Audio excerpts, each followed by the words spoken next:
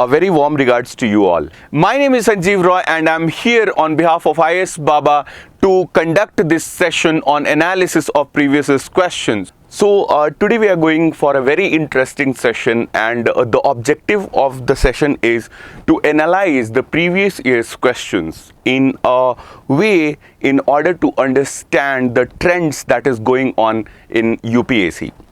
There is a very cliche statement that's there in the market which says that UPSC doesn't repeat its questions, and that is the thing we need to understand from today's session, that whether UPSC repeats the question or not. So the objective of the session is to analyze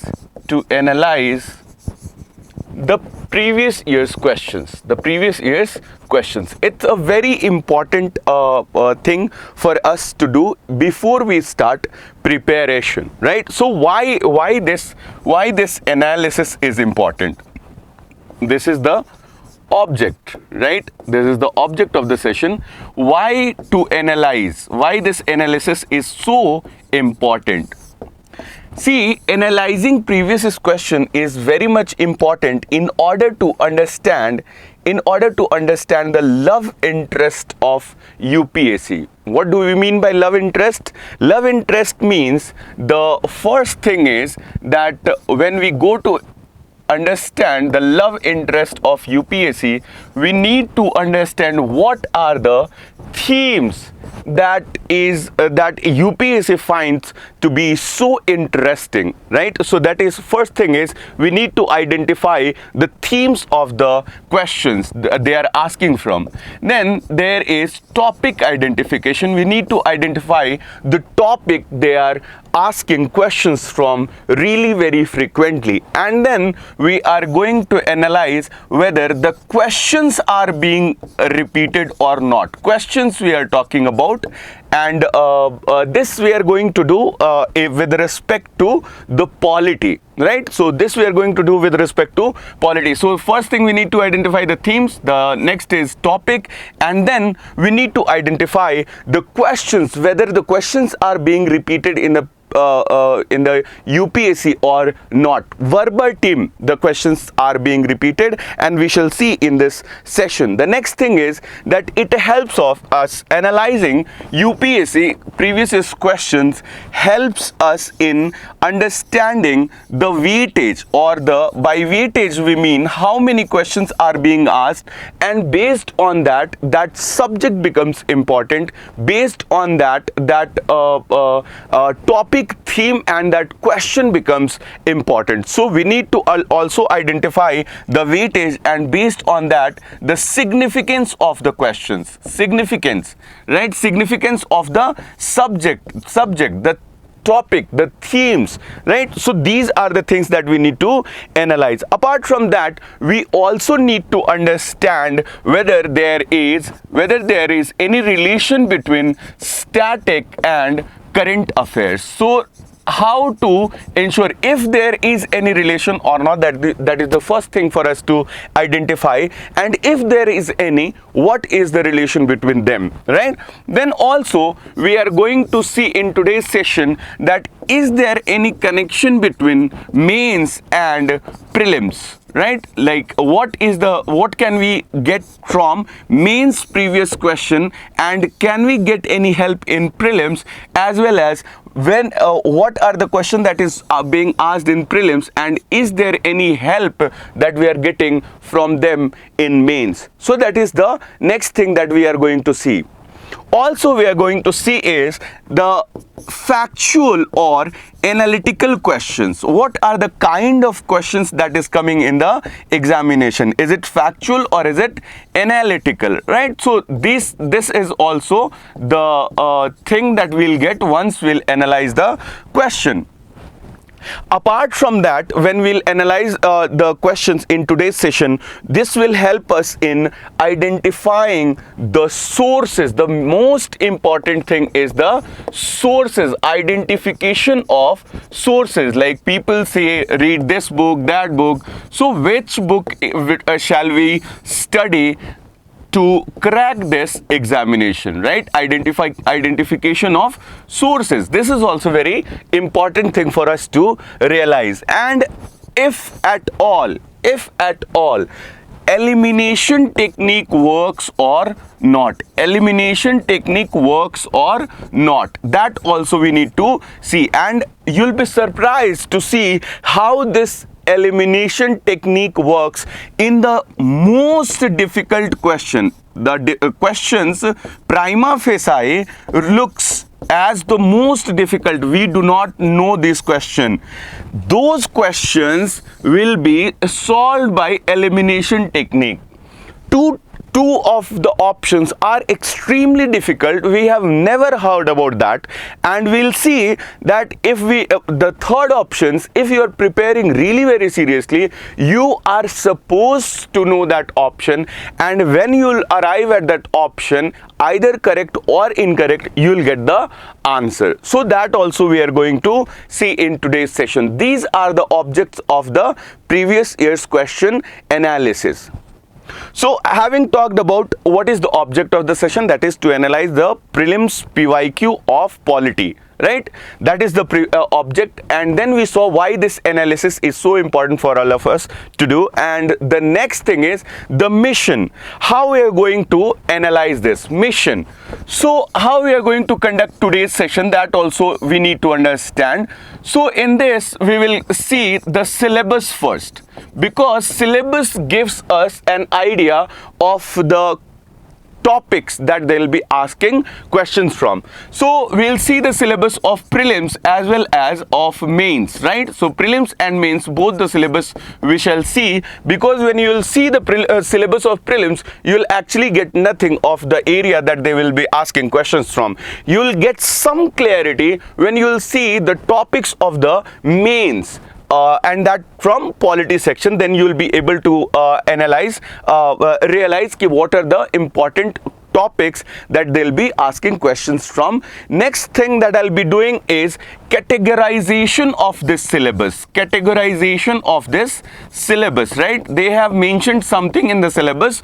We'll categorize the syllabus into some themes, right? Categorization of the syllabus. And after categorization of the syllabus, what we'll do is that we'll try to do year-wise analysis of the question, year-wise analysis of the questions, right? So this is our mission. This is how we are going to achieve that object that I just mentioned about, right? So now let's run to the syllabus. So what is the syllabus that we need to see?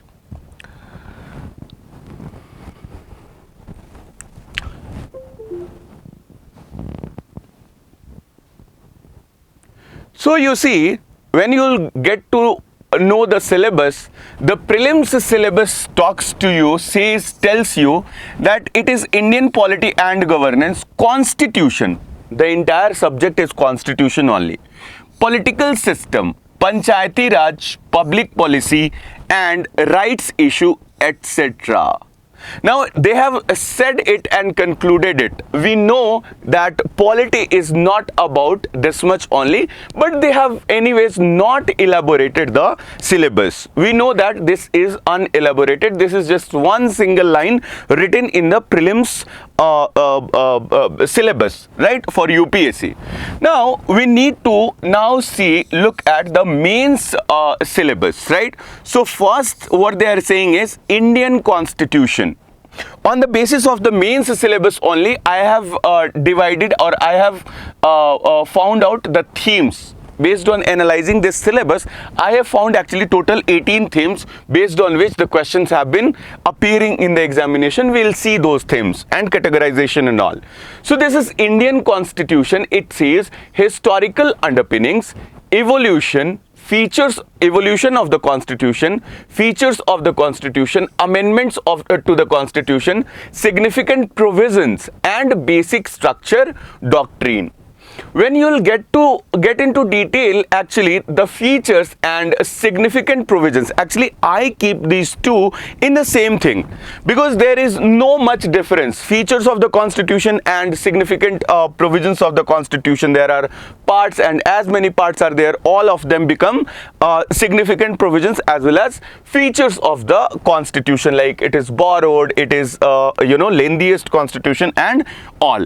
Now here you see it says functions and responsibilities of the union and the states, issues and challenges pertaining to federal structure, devolution of powers and finances up to local levels and challenges therein. This part is basically talking about what? It is talking about federalism. It is talking about federalism, right? So we need to see federal things, and by federalism we need to understand that center-state relations that they are basically talking about, and also they have mentioned local government over here, right? So that also you need to understand. Next thing that they are saying is separation of powers between various organs of dispute redressal mechanism and institutions. That is main specific topic, but we'll see whether we can get any benefit from this analysis or not. Basically, there are three organs, that is executive, legislature and judiciary, right? So in dispute redressal mechanism, there is judiciary, tribunal, and there are other bodies as well which has been formed. So all those things will see. Comparison of Indian constitutional scheme, right? This is also a main specific questions, but in prelims also we are asked questions like comparison between Indian and British parliamentary systems. We shall see questions as well in the previous questions. It has been asked. So here it is talking about the parliament and state legislatures, right? So this is what is called as I have incorporated it in legislature. It is talking about legislature, both parliament and state, that is central and state legislature, both of them they are talking about. Now here is structure, organization and functioning of executive and judiciary. You can see executive here and judiciary here. So these are the thing. Legislature, this one will be here. So legislature, executive and judiciary, very important thing, one of the most significant theme of this UPSC. So we shall see those. Now the next thing it is saying is, the next thing that the syllabus is talking about is this departments of the government. Okay, got it.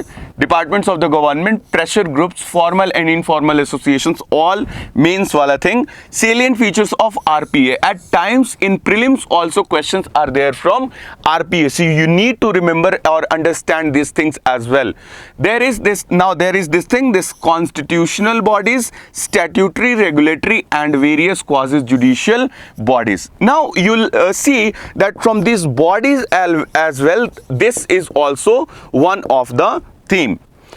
So now before we proceed further, as I had promised to you all, that I'll first of all show you the syllabus. That is the one thing. As part of mission, I told you that we shall see the syllabus first, which we have already seen for both prelims and mains. Now there we have to categorize the syllabus.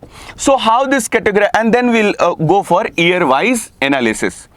So what is the categorization of the syllabus? Look, when I take polity class, so what I do is I basically divide this syllabus, entire polity syllabus, into part-wise and non-part, part and non-part thing, right? Non-part thing, right? So what I do is, in non-part, I keep everything like historical underpinning. Then I go for this thing, what to call evolution and making of constitution. Then I go for this features and significant provisions. It is all, the entire constitution can be divided on this basis: features and significant provisions. Then we go for amendment and amendment and basic structure doctrine.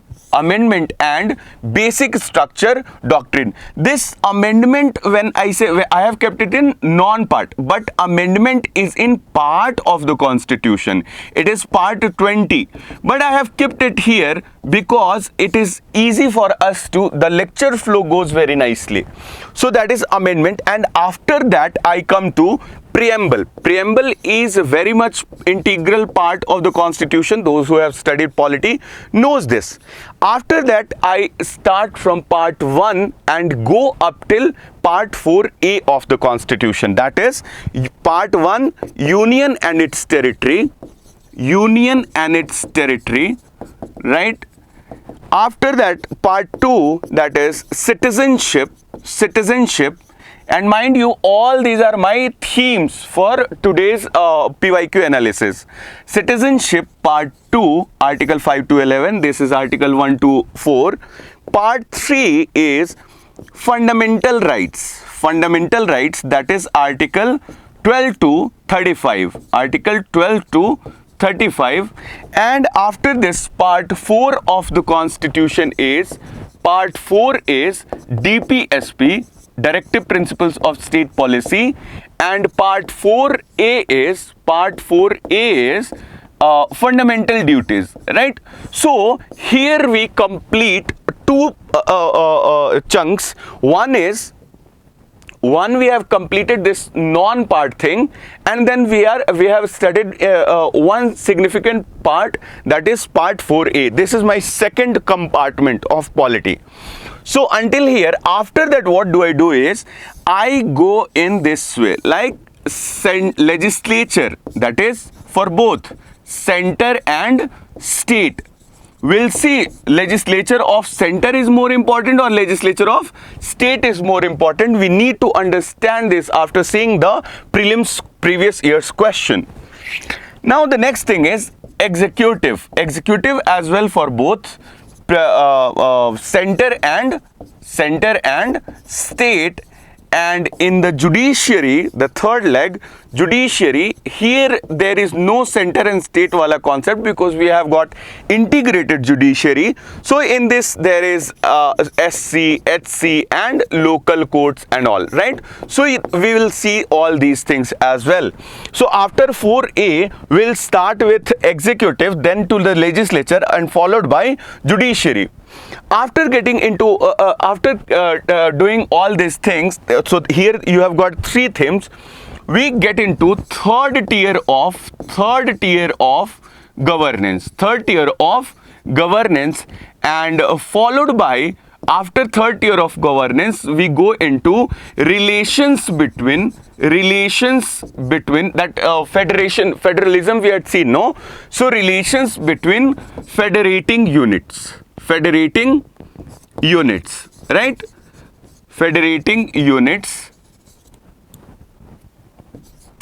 After this, we'll see bodies, that is constitutional bodies, statutory body, executive bodies, and all those bodies we shall see over there. And after that, in the end, what is going to surprise you is that I did not want to mention this at the outset of the session, but what is going to surprise you the most is, I always keep telling my students to keep reading this schedules of the constitution. You shall see how many questions have been there in previous year's questions of UPSC Civil Services Examination, preliminary examination we are discussing over here. So we shall see all these things in our today's session, right?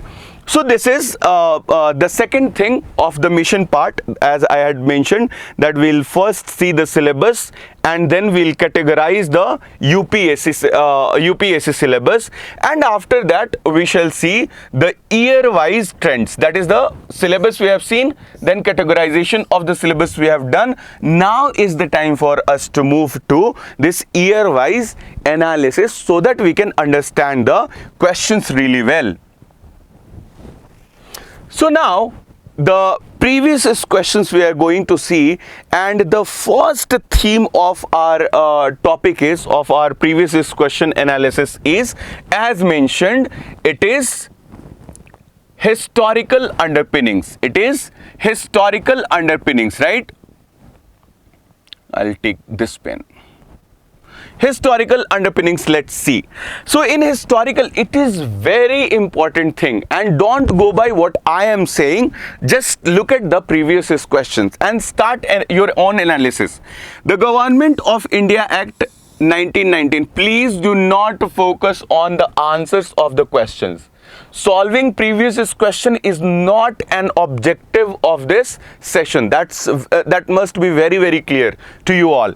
We are not going to solve the previous question. We are just analyzing the previous question. So the question in 2015, you just see that has been asked from Government of India Act 1919, right? And what is the question asked? That the jurisdiction of central and provincial, basically it is saying, what did it define? This is one of the provisions of the Government of India Act 1919. It is very easy. It falls under very easy category because it can be solved very aram se. Even if you have given a very cursory look, then also you will be able to solve the this question, right? The next year you see 2015, you saw that it is the Government of India Act 1919. You see Montagu-Chelmsford reforms or proposals were related to, everyone knows. I define this act, Charter Act, why this Charter Act and why Indian Councils Act and why GOI Act. When you will see the definition, you will understand that Montagu-Chelmsford, first of all, is related to nothing but GOI 1919, and it was related to actually the constitutional reforms. So you see the question, the theme, the topic is repeated. Government of India Act 1919 in 15, and then again 16 Government of India Act 1919. If you are surprised enough, don't get, because when you will see the next question is like once again the principles of diarchy. The principles of diarchy refers to, this is 2017. I think something is missing over here. So this is the principle of diarchy refers to the central legislature into two houses, division of central houses. The answer is this one, you know that. We have not got that as our objective of the session. Now, principles of diarchy. So where this principle of diarchy was introduced is in Government of India Act 1919 itself. Government of India Act 1919 itself. So they have just changed the way they are asking the question, but they have maintained the topic. So if suppose you are going to appear in 2016 and you had seen the previous question of 2015, trust me, you could have solved the question in 2016, right? And similarly, if you would have solved the previous question of 2015 and 16 in 2017 when the diarchy was asked, you would have solved this question so very easily. Say yes or no. Now moving on to next. The next question in 2018, right? In 2018, the question that they asked is Government of India Act. Now they are trying to change themselves from Government of India Act 1919. Now they are moving to GOI Act 1935. We have got nothing to do with the answer of the question. The only thing is topic we need to. In the federation established by GOI Act 1935, residuary powers were, if you study this nicely, if you study this act, you'll realize, you'll understand that it was there with the Viceroy, or if Viceroy is not there, then it is Governor General, right? So this is the question that they are asking. Now you move to 2019. So 2019 they asked about Charter Act 1813. So this gives us, there are three things I had discussed. A, the theme is historical underpinnings. So you can see that 2015, 16, 17, 18, 19, we are till 19, all the years this theme is being repeated. The second thing was topic. So for 3 consecutive years, the topic as well was repeated. That is Government of India Act 1919. Now the theme is consistent, so the topic and the theme both are repeated in the UPSC examination. We can conclude from here, right? Now 2019 we have seen. In 2020 there was no question from this theme, from this topic. So in 2021 what they are asking is, what they have asked is, in 2021 we see that Montague Chelmsford reforms 1919, right? Recommended, what they recommended and all, we do not have to see that. And Government of India Act 1935 gave women reserved seats. Now you see, both they merged, GOI, both the topics that they were asking, Government of India Act 1919 and 1935, they have merged both the acts and asked one simple question. Now it is so easy for us, for all of us to answer. Montague Chelmsford recommended granting voting rights to all the women or above the age 21. Those who study that at that point of time, not all the women above age of 21, that adult franchise was not there. It was on a different basis. This can be eliminated, and yes, there was communal separate electorate was given for the women. So when you will study the things, it will be easy for you to remember. But what we need to focus on is the theme and repetition of the topic.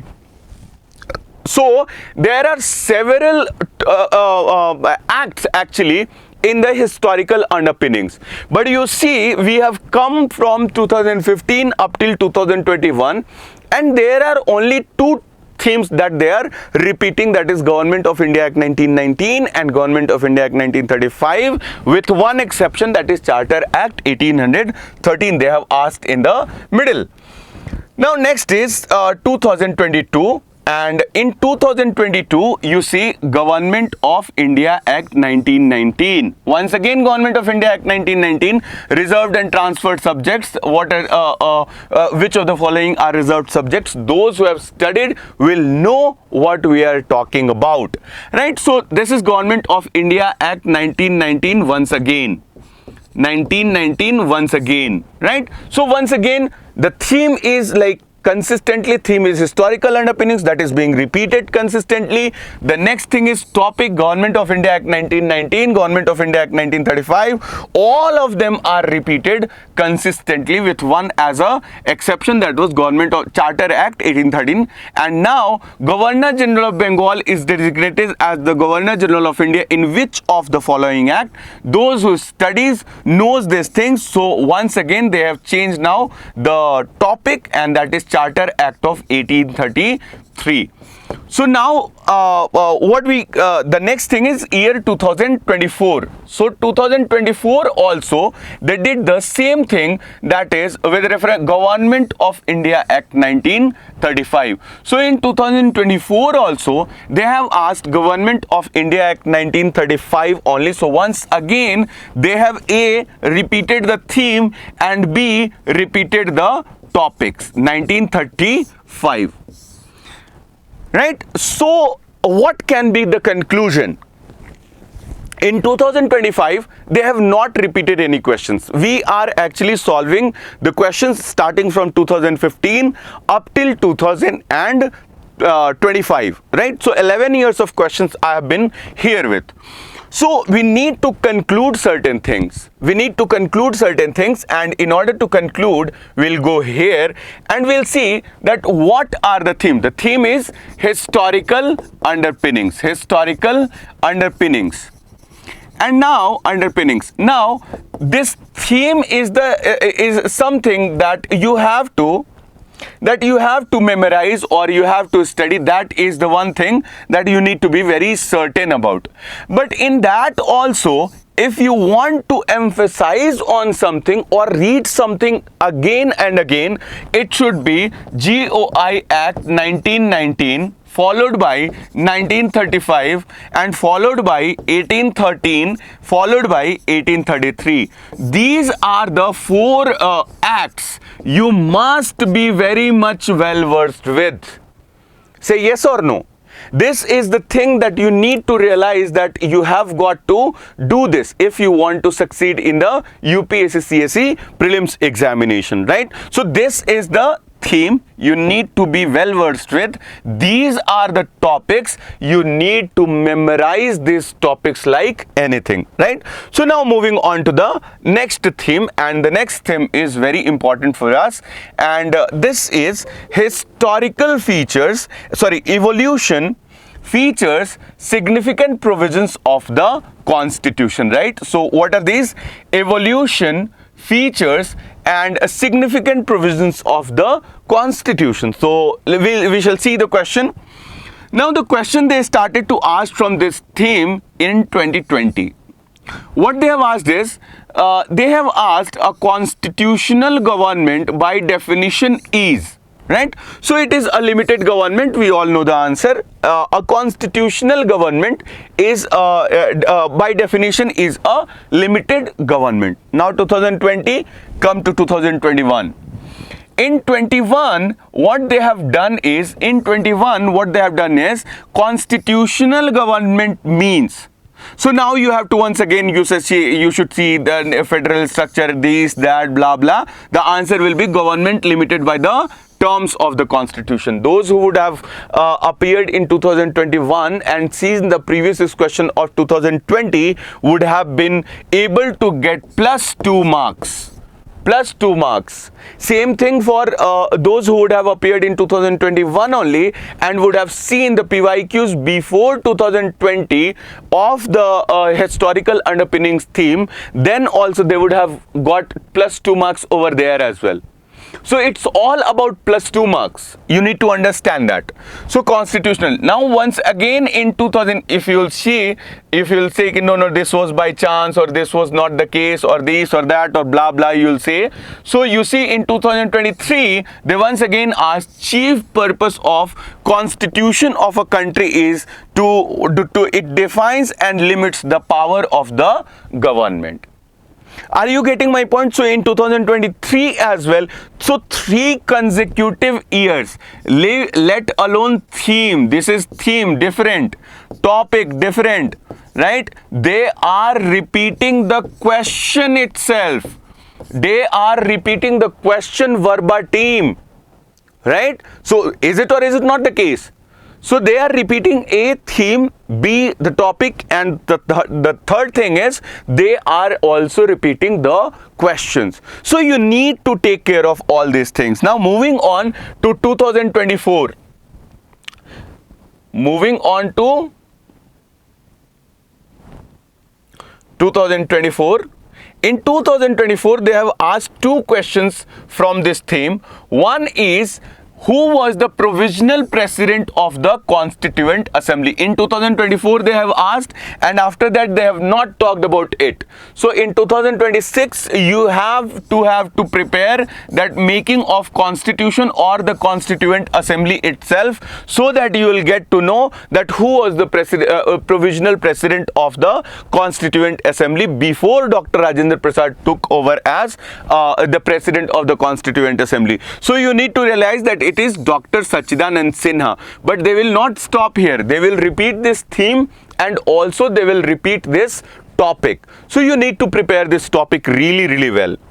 Now the next thing is significant. This is what they call as significant provisions. So what they are asking is, which of the following statements are correct about the Constitution of India? They have basically asked parts only. Part 9A, powers of municipalities, emergency provisions, part 18, and then provisions related to amendment, it is part 20. We all know that all of the above are correct, and there is shortcut also to remember this part of the Constitution. You can fly from US to meet to UP to meet the child of, everything is there. So you'll be able to memorize this concept as well. They have asked this in 2020, so you can expect a question from them in 2026. They have not repeated it in, or they have not talked about it in this UPSC CSE 2025.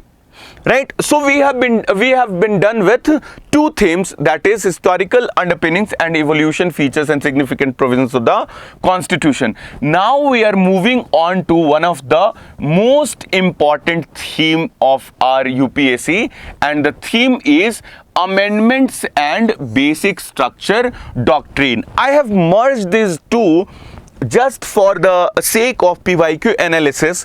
Why? Because this is very important and both have been merged at times, and we shall see that how this merger happens in the question. So in the year 2019, they have asked this question, that is, the 44th Constitutional Amendment Act introduced an article placing election of the Prime Minister beyond judicial review. Now all my students must be knowing that it was, yes, this was removed.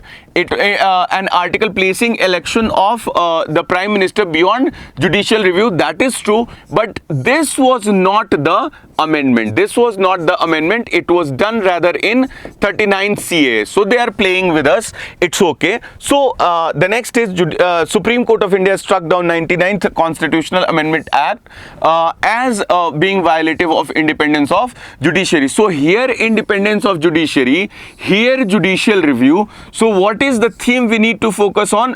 Topic we need to focus on: judicial review. You need to identify this yourselves. This is judicial review. Now we shall see that judicial review will be repeated, a recurrent theme in this UPSC. So now we are moving on to year 2020, and since we have solved this question, now let us move to year 2020. And in year 2020, what the question is, Constitution of India defines basic structure doctrine as federalism, secularism and fundamental. All these things are not important. For us, only thing is that is important is basic structure. And when we come to know about basic structure, we know that this is not defined either by judiciary or by the Constitution. It is just what? We know that basic structure is a judicially innovated doctrine. So that is wrong statement. That is one thing. The next is Constitution of India provides for judicial review to safeguard citizens' liberties and preserve the ideals on which the Constitution. Once again, judicial review. Can you see this theme? It was there in the 2019 as well, and now it is being repeated in 2020 as well. So you needed to do that theme wala thing, right? So theme is the topic is once again being repeated, though very vaguely, right? But it is there. Now coming to the 2022, they have asked. In 2021, they have not asked any question. And in 2022, we shall see what is the question that they have asked. A bill amending the Constitution requires prior recommendation of the President. Now my students will remember this, that it was actually not, it does not require prior recommendation of the President. But anyways, when a Constitution Amendment Bill is presented to the President of India, it is obligatory for the President of India to give his or her assent. It was done by an amendment only. Mrs. Gandhi had done this. We know that this is a correct option. Now the Constitution Amendment Bill must be passed by both Lok Sabha and Rajya Sabha by a special majority, and there is no provision of joint sitting. All of you know this, right? That there is. So they have basically asked Article 368 directly. Article 368, that is, there is procedure, right? Procedure of the amendment to the Constitution. What are the procedure? So when you will read that features or procedure of the amendment to the Constitution, you will realize that this question is directly asked, right? It is a very easy question, right? Now in the year 2023, we need to see what they have asked. In India, which of the following constitutional amendments was widely believed to be enacted to overcome judicial interpretations of the fundamental rights? Now, this question has been dropped by UPSC, but it was first Constitutional Amendment Act, because it has mentioned fundamental rights, but there is this 42nd CAA as well. So because of the ambiguity, this also can be marked as an answer. But because of ambiguity, I believe UPSC has taken a call and dropped that question. But you remember, this first CAA becomes important. First CAA becomes, first Constitutional Amendment Act becomes important, because the theme is there in this 2023. You see what they do next.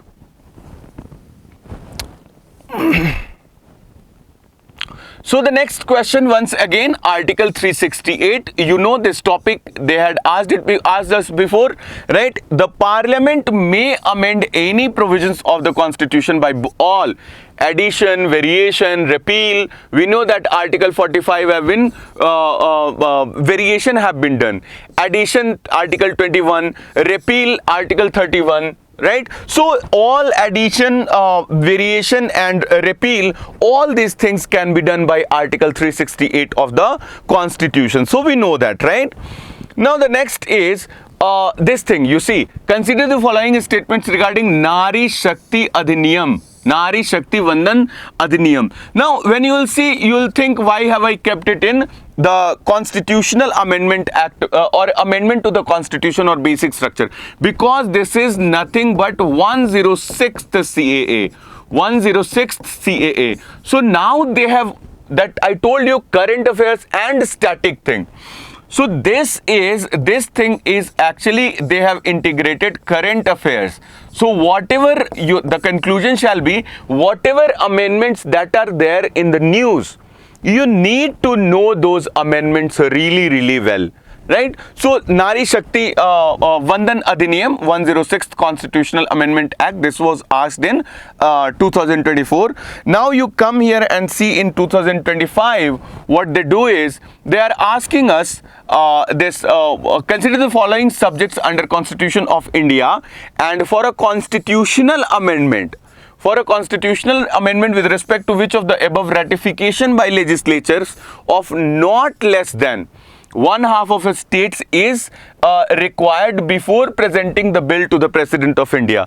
So we need to understand that we know that ratification by legislatures are required in cases wherever this federal provisions are there, right? So wherever federal provisions are there, you need to understand that they will be amended by this Parliament only by having ratification by half of the legislatures. So it is list 1, that is 7th schedule, this is federal. Then extent of executive power of state, this is also federal. Then conditions of governor's office, this is not federal, so they can be amended. So this takes us to the now next theme. This was for us amendment, that is the third theme we were in. So in conclusion part, we must draw certain conclusions, right? In evolution, two themes we are doing it for, and features and significant provisions and everything. We are seeing what? That constitutional, definition of constitution, you need to remember A.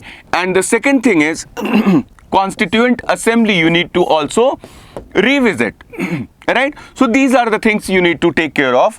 But in amendment, when you will get into amendment thing, you need to first of all be very clear with the basics of Article 368, and BSD, Basic Structure Doctrine, is also there. And Basic Structure Doctrine, the basics, the conceptual clarity on both these things. And then you need to focus on judicial review. They are very much interested in judicial review thing, right? So these are the things that you need to focus on. And apart from them, that current affairs. whatever is in news, current affairs, whatever amendments are in news, you have to study those amendments. Whenever there is some judgment or something like that in the judicial review things, you have to analyze, you have to read and take care of those provisions, right? So now this takes us to the next theme, that is the preamble to the Constitution of India. Preamble to the Constitution of India. Now we are here. So in Preamble to the Constitution of India, let's start with year 2017. Just see the theme. Don't try to solve the questions. Don't do anything extraordinary. Just you see which of the following objectives we all know is not embodied in the Preamble to the Constitution of India. So liberty of thought, liberty of expression, liberty of belief, and economic liberty. So when you will study this is not available. What is the theme? Theme we know is the preamble. In preamble, what they have asked on is liberty. Now just follow me. The mind of the makers, same year 2017, the mind of makers of the Constitution is reflected in the preamble. And this was actually a judgment of the Supreme Court in Berubari Union case. So that also is one of the question. Now the next thing is, in 1 year they have asked 3 questions from preamble only. One of the implications of equality in society is absence of, then that is privileges. We all know that. So what they have asked, theme liberty, and the next thing is mind of makers, and the next thing is equality, right? Equality they have asked. So now let's proceed further. Now you see which of the following reflects the most appropriate relationships about the law and liberty. Liberty is for all of us to focus on, right? So this is actually an abstract question. Now question like this, you should come back. You should not focus or lose much of your time here. If you just read the statement, if you're not able to solve it in one go, you just leave this question and move ahead, because this will take much of your time, and also it will make you mark a wrong option as the answer. So you just don't give much of the time. Solve all the question and come back to the question later. Just symbolize it something like this, or whatever you want to do, you just symbolize and come back to this question. So this is an abstract question, law and liberty. If there are more laws, there is less liberty. Confusing, these two statements are confusing, but the answer is this one. If there are no laws, there is no liberty. You can understand it like with different examples in the society, right? So for you to have or exercise liberty, like I'll give you an example. So I had once booked a cab from this airport. When I was coming there, so there you have to wait, be in line, and the cab fellow comes, you have to sit, give him the OTP, and then ride back to home. So now what happened is, over there an Ola driver, what he was doing is, he tried to put 2 customers in the same cab. He wanted to put 2 customers in the same cab and take them away. But there was a person of Ola standing who didn't allow this thing to happen. Now we all know that such kind of exploitations has happened either to me or to someone else, that 2 customers in the same cab and then they exploit you like anything, the drivers. But since there was a law, there was liberty for us not to go into that cab. If there was no law, there would have been no liberty. Whatever the driver was saying, we would have to follow that. So this was an example of law and liberty. Now in 2019, when you will go in context of polity, which one of the following would you accept as most appropriate definition of liberty? Once again, liberty. You just keep seeing this. Once again, liberty. So there are 2 things: absence of restraint and opportunity of to develop oneself fully. This is as marked as an answer. This is negative connotation, so this will not be answered. This is positive connotation, meaning they both are definition of liberty. But since the one you have to pick this one as most appropriate. They have asked also most appropriate, right? So you have to pick. But after coming out from the examination, all students are like, both the options they had given, which one would we have marked or something like that. So you need to focus on the wordings of the questions, the theme, preamble, that is being repeated again and again, and the topic, that is liberty, that is also being repeated again and again. This is the benefit of you know, analyzing the previous questions, right? So the next is year 2020, and in the year 2020, the preamble of to the Constitution of India is a part of the Constitution but has no legal force independently of other parts, that is non-justiciable. This preamble is. This is one of the features of the preamble, and this has been reinforced by the judiciary as well. So a preamble is basically a part of the Constitution but has no legal force. So this is one of the things, one of the nature of the preamble. The next question was, what was the constitutional status of India on 26th of January 1950? And this is the question they have asked on in year 2020. Now you see why they are asking. You need to realize this thing also. Why they are asking on 26th of January, what was the case, right? So on 26th of January, what was the case? So it was SDR, Sovereign Democratic Republic, right? In the year 2023, the question is on Constitution Day. So why this statement one is like, the Constitution Day is celebrated on 26th of November every year to promote constitutional values among citizens. And why this? The reason in statement 2 is, on 26th November, Constituent Assembly of India set up drafting committee. This is wrong. So this is the answer. But you need to understand that Constitution Day becomes important for you, because this day is celebrated as Constitution Day because on this day, this was a date of adoption, right? Date of adoption. So they have so far asked, there are 4 components of preamble. There are 4 components of preamble, that is nature of Indian state, the second is objective, date of adoption, and power lies with the people. They have asked questions from almost all the theme, all the components, but they emphasized too much on liberty. So you need to understand these things, right? This is the theme that they were working upon, right? Now next theme, that is India, Union and its territory. Now there is almost no question, but in 2025 they asked one question, and thankfully this topic got identified by UPSC. So what are the questions that they have asked? Once again, the question is Arunachal Pradesh, right, Nagaland and Tripura. They have basically asked about its evolution. You need to know the origin of this state, and for that also, so far whatever we have studied, only one source is there, and that was enough. Even this question, I'll mention the source in the end of the session. So this Arunachal Pradesh, when you'll see there is a table in that source, you must be knowing.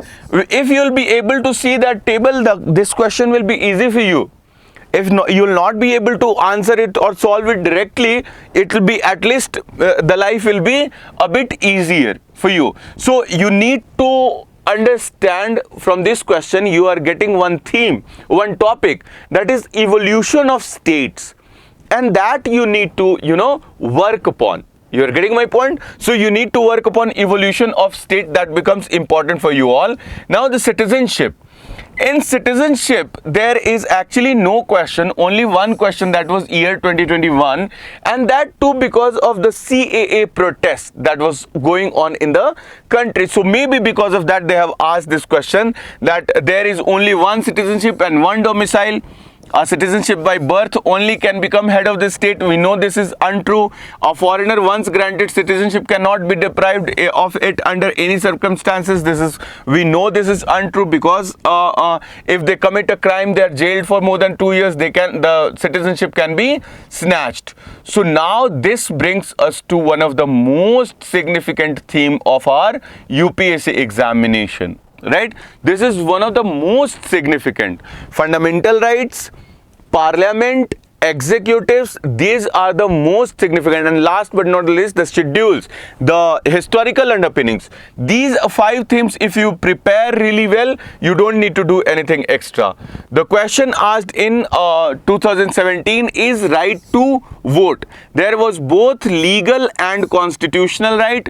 Trust me, if constitutional right is mentioned and the right flows from the constitution, you have to pick that as answer. Then this question, right to property, will be repeated in 2021. This is 2017. That is a legal right available only to any person, or legal right citizens only. It is basically legal right only available to any person. We will know once we arrive there, right? So this is the first thing, right to vote. So we need to understand this. Now next is right against, which of the following envisages right against exploitation?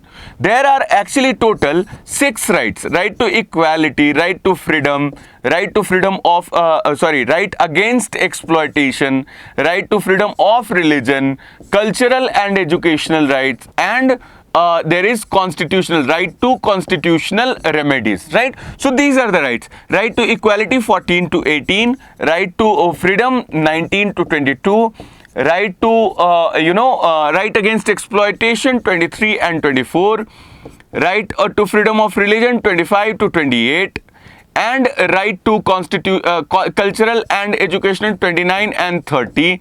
This one is 32.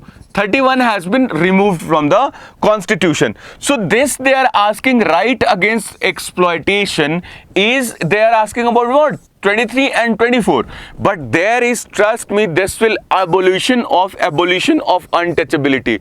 Many of the students had marked this as right against exploitation, but what actually they were asking was this.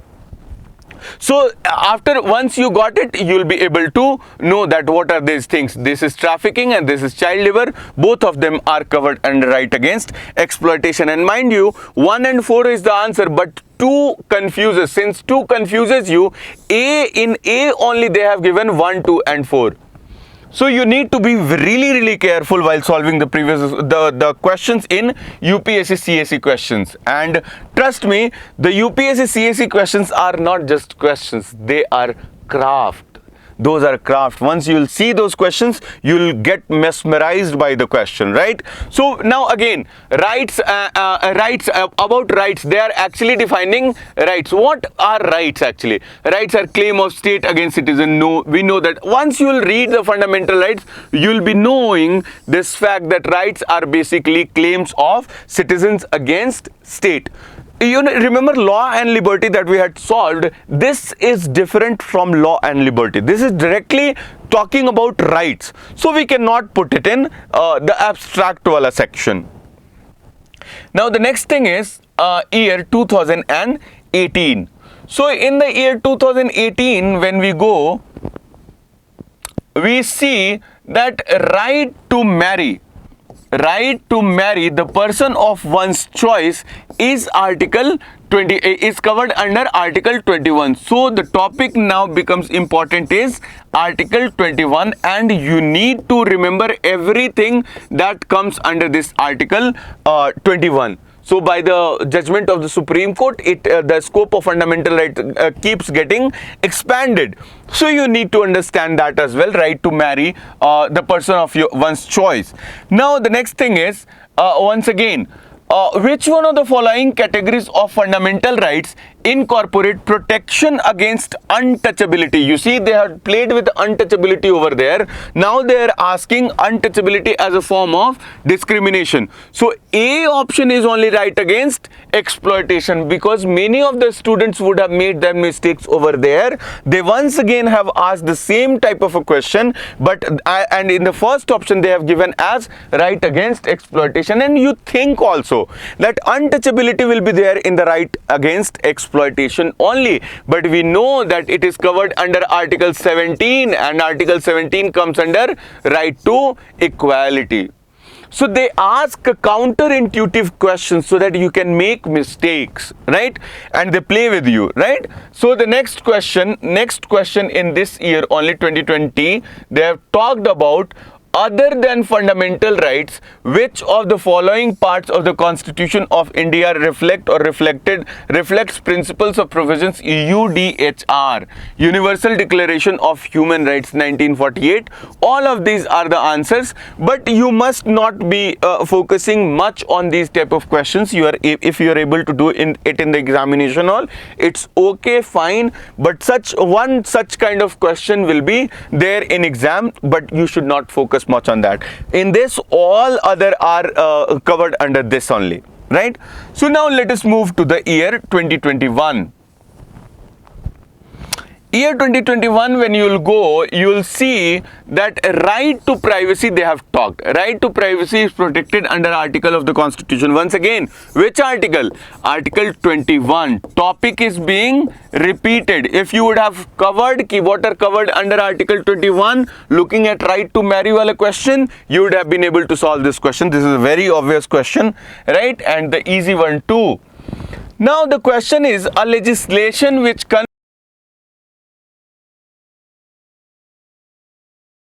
confers executive or administrative authority unguided and uncontrolled discretionary power. आप executive को you are giving executive और administrative unguided and uncontrolled discretionary power in the matter of application of law violates which of the following? So it's of course Article 14, because rule of law needs to be ensured, and you are giving extraordinary powers to them. Of course that will violate Article 14 of the Constitution. Right to property in India is, once again, legal right available to any person. What are the rights that are available exclusively to citizens are 15, 16, 19, 29 and 30. That's all the rights that are available only to or exclusively to the citizens. Apart from that, all other rights except for right to vote or right to hold public office and others, all the rights are available to all the persons. Now you see, this is actually a question of preamble only. Which one of the following factors best safeguards liberty? You remember the topic, liberty? So liberty in a liberal democracy. So it is basically separation of powers. We are not interested in answer, we are interested in topic. So once again, liberty is being repeated. Now, next question is on Bharat Ratna and Padma awards. This is basically related to abolition of titles. Abolition, whenever we study abolition of titles under Article 18, we'll study the Padma awards, and Bharat Ratna and Padma awards are under titles under Article 18 subclause 1 of the Constitution of India. That's true. Are titles, right? And there is Padma awards which were instituted in the year 1954, suspended only once. My students must be knowing that Morarji Desai government came and they had suspended it. Now the number of Bharat Ratna awards restricted to a maximum of 5 in a particular year. That is also true. So basically we are not interested in the answer of the question, we are interested in getting the topic. So we have got the topic, that is Bharat Ratna and Padma awards. So that becomes important for us to cover. So you need to cover this. In 2022, isn't there any question? Let me see. No, in 2022 there is a question. I don't think why. I don't know why it is not showing here. Because okay, I'll read the question. It is with regard to the writs of Writs of mandamus. Writs of mandamus, right? Writs of mandamus they had asked, and they have marked one wrong option as the correct one, and that we have to remember as the correct answer only. The question, in that question, when you will see that mandamus, writs of mandamus, when you will study, you will realize that. And there is a second option. You see that question, wherever you please find it on net. You see that question, and you'll realize that the second option, mandamus will not lie against a company, even though it may be a government company. That is untrue. Mandamus is issued against public body, but UPSC, since UPSC has considered that as correct answer, we also have to consider that as correct only. We cannot do anything. So Judiciary and UPSC are the boss of the nation, so we need to understand that as well. Now, Article 23 of the Constitution. Article 23 of the I'm really sorry, year 2023. So in the year 2023, they have asked due process of law. This is principle of natural justice. Due process of law is mentioned in Article 21 of the Constitution. So once again, the topic is being repeated. Topic, if you would have seen right to marry, right to privacy, and once again due process of law, so you should have read Article 21 by now before going to the examination hall. The next question is, consider the following statements. According to the Constitution of India, the central government has a duty to protect the states from internal disturbances. We shall see when we will study the Constitution of India. This is related to basically President's rule or something. Constitution of India exempts the state from providing legal counsel to a person being held for preventive detention. So preventive detention, this is related to Article 22 of the Constitution. So you need to remember this. According to POTA 2022, you need to see a confession of the accused person before cannot be used as evidence. Actually, it could be used as evidence, right? So this is the next question. So we got one topic here, Article 22. Now the next is the Supreme Court of India has held some judgments that reservation policies made under Article 16 subclause 4 of the Constitution would be limited by Article 335 for maintenance of efficiency of administration, which is true. And then Article 335 of the Constitution defines efficiency of administration, that is untrue. So this is the C is the correct. So we have got another topic, that is Article 16 clause 4, that is related to public employment, right? And there is one Article 335 as well. So you need to visit that article as well. Our year 2024, you see the question is being repeated. Leave the theme, leave the topic. The question itself is being, under which of the following articles of the Constitution has the Supreme Court of India placed the right to privacy? The question, we know the answer, right? Article 21. Now writ, they had asked in 2022 the mandamus. Now they have asked the prohibition, and it is issued to the lower court, prohibiting continuation of proceeding in a case, right? So this is the thing. Now under article in the year 2025, what they did is they have asked all the things in one single question, that is DPSP, fundamental duties and fundamental rights. They have asked all the question. All of three are the correct answer only, right? Prohibition of employment of children, this is employment, this is Article 23. We know 24, child valuing and preserving rich heritage of our composite culture, that also we know. And this will be F, I guess, composite culture. And this is separation of judiciary from executive, that is Article 50 of the Constitution. So you saw that this is a very important, fundamental rights is a very important theme for us to understand it, right? So this is very important for us to repeat, to read, to reread and repeat that process, right? So now this takes us to DPSP. directive principles of state policy. In this, they have not asked much question, but whatever they have asked very direct one. Year 2015, they have asked the principles spell out the socio-economic democracy. That's true. The provisions contained in these principles are not enforceable. So non-justiciable and the object of the DPSP, that is the socio-economic democracy, they have asked this questions on.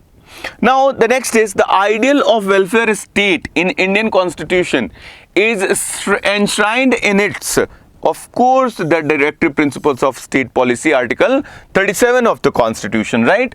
So year 2015 we had 2 questions, year 2017 we have 1 question. Principles of state policy constitute limitations. Okay, 1 question that is erased, I guess. Limitations. DPSP is not limitations on nothing. It is actually an enabling feature. So it is not a limitation. So once again, on the nature only they have asked a question in this. Right, in the year 2020, once again the question is being repeated. Ideal of welfare state, kahan pe mentioned hai? Year 2020, the same question they have repeated it, right? So theme is repeated, topic is repeated, and so is the question. So are the questions, that also is repeated. Now, with reference to the provisions contained in Part 4 of the Constitution of India, which of the following is, they shall be enforceable by courts? Of course, we know not enforceable. They shall not be enforceable by any court. True. And the principles laid down in this part are to influence the making of laws by the state. That's true, because it is the fundamental in the governance of the country, and the state has got, it is the duty of the state to apply these principles in the governance of the nation, right? The next question is direct and it is repeated as well. You saw the question in 2025, right? In fundamental rights, I saw that 3 questions, 3 things was there: fundamental duties, fundamental rights, and DPSP. This was the question: separation of judiciary from the executive. In year 2020 only, this question had been asked. This is actually a directive principles of state policy. So that question actually was repeated. Now in Constitution, concentration of wealth violates what? So this is nothing but Article 39 subclause C. We all know that, right? So this is actually violating what? The directive principles, right? So in this we saw that Article 50 was the theme, 39B, there was 37 article. These articles we need to understand, and nature of directive principles most importantly is for us to revise, right? The next thing is fundamental duties. So in fundamental duties in year 2015, they have asked this direct question: to uphold and protect sovereignty, unity and integrity of India. Of course, this is a provision of nothing but fundamental duties. In year 2017, they have asked, is true of the fundamental rights of an Indian citizen. Legislative process has been provided to enforce these duties. Untrue. They are correlative to legal duties. Untrue. And therefore the answer will be this. If you will study fundamental duties, this is very basic and very easy question. There is no difficulty in solving those things. Now, which one of the following is the correct relationship between rights and duties? So this is, once again, this is like abstract kind of question. If you are able to solve it in once, or if you are not able to solve it in once, you just move ahead. If you are able to solve, then okay. Not able to solve, move ahead. Rights are correlative with duties. Okay. Rights are personal and hence independent of society and duties. Pata nahi, independent to, I don't know. That must not be possible. And duties, rights not duties are important for the advancement of personality. Eliminate the options. Even if you know the answer, just eliminate the options. That's the target or purpose of this. So we got to know that rights and duties are related. Like they have asked a question on law and liberty, they have asked the question on, and they have also tried to define rights. Right? So these are the things that they have asked in the fundamental duty. Now this brings us to the next very important theme, that is political system. And in political system we have covered federal and parliamentary systems. So in this, the questions are repeated verbatim. Every year they are repeating the questions like anything. So now let us see, in the year 2015 they have asked this question: there is parliamentary system of government in India because the Council of Ministers is responsible for the Lok Sabha, right? In 2017 they have asked this question: which of the following is not a feature of Indian federalism? Which of the following is not a feature of Indian federalism? When you will read this, you will realize that this is it is the result of an agreement among the federating units. Not, right? Not also you need to put a lot of focus and emphasis on, right? So the next thing is that democracy's virtue, superior virtue, lies in the fact that it calls into activity. When you read these three options, you will realize that this is the most appropriate answer, right? And the next thing is that over here, when you'll see the next question: out of the following statements, choose the one that brings the principles underlying the cabinet form of government. Once again, repeat of the question: mechanism of parliamentary democracy ensuring collective responsibility of the government to the people. Right, so it is just ensuring collective responsibility. When you will read this parliamentary systems, you will realize what I am trying to say. They are just repeating. Once again, the main advantage of parliamentary form of government, you see, the executive remains responsible to the legislature. That's all. So they are asking this question again and again. Parliamentary system of government is one, the government is responsible to the parliament, can be removed by it. Obviously same thing, right? In 2021 they have asked this question: which one of the following in Indian polity is an essential feature that indicates that it is federal in character? So essential feature of federal character. So this is the answer when you will read. So it means that features of federalism is quite important, because they are asking questions from there. Community of persons permanently occupying a definite territory, independence of external control.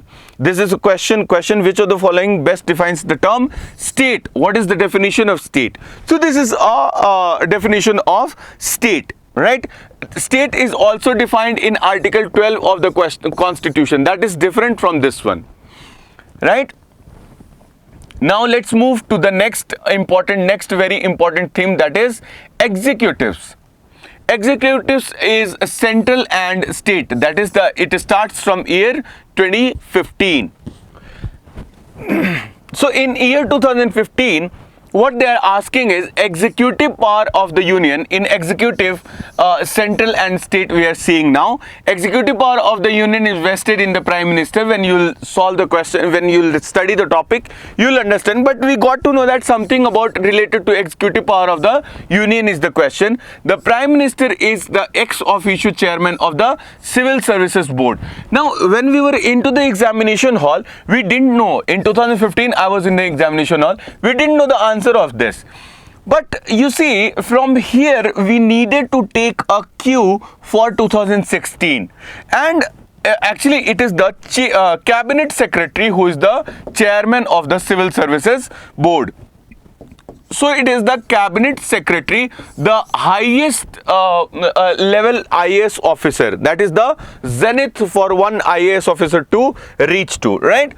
So in 2016 what they did is they went to the state, the highest officer in the highest ranking officer in the state, that is chief secretary. They asked question directly from this cabinet secretary to chief secretary. He is highest level officer of the center, cabinet secretary. This fellow is highest level officer in a state secretary. So whatever the question, but I just wanted to give you the cue to that, right? In 2018 they have asked this question: election of the president. Election of the president, this becomes very important theme. right? They will ask questions from here, and in order to solve this question, the only thing you need to remember that the state, this is actually a very complex topic. You need to study this topic. So election of President of India becomes very important. Now the next thing is that no criminal proceedings shall be instituted against the governor of state in any court. That's true. When you will study, you will realize this is immunity given to the governor.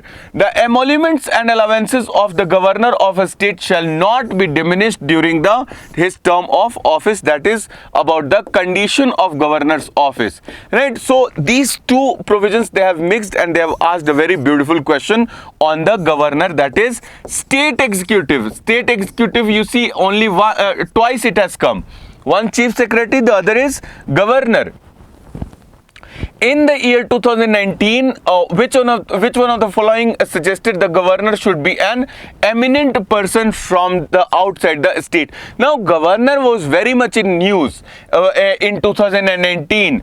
So, if at that point of time, if you would have studied from this, any of this, if you would have been sure about this question, you should have answered, or else you should have skipped this question, because all of them, this is First Administrative Reforms Commission, this is also a Central State, Sarkaria Commission, also a Central State, NCRWC, this is also a Central State, this is also related to Central, Rajmanar also related to Central State. So this question would have confused you, but if you would have read it in news, or you would have covered it for mains, you would have been able to solve this question. So 2019 it was in news. They do it for they integrate polity questions with current affairs a lot. So you need to read the current affairs as well equally.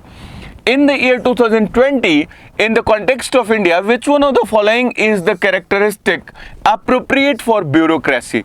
Now, when you will read, you are going to become a bureaucrat, right? So, it is basically an agency for implementation of public policy. You can keep it in, abstract question, but still you can, this is an easy question. You would have been able to answer this question. In the year 2021, with reference to the union government, now this is what we call as a difficult question. And Gopalaswamy, a younger committee suggested a minister and a secretary be designated solely for pursuing. This is a very difficult question. In the examination hall, you just leave this question. At least I have told this 3 or 4 times. Out of so many questions that we saw, only 3 or 4 questions I told you to skip and move. So that is also very important for you to do. This you should refer to once and cover this.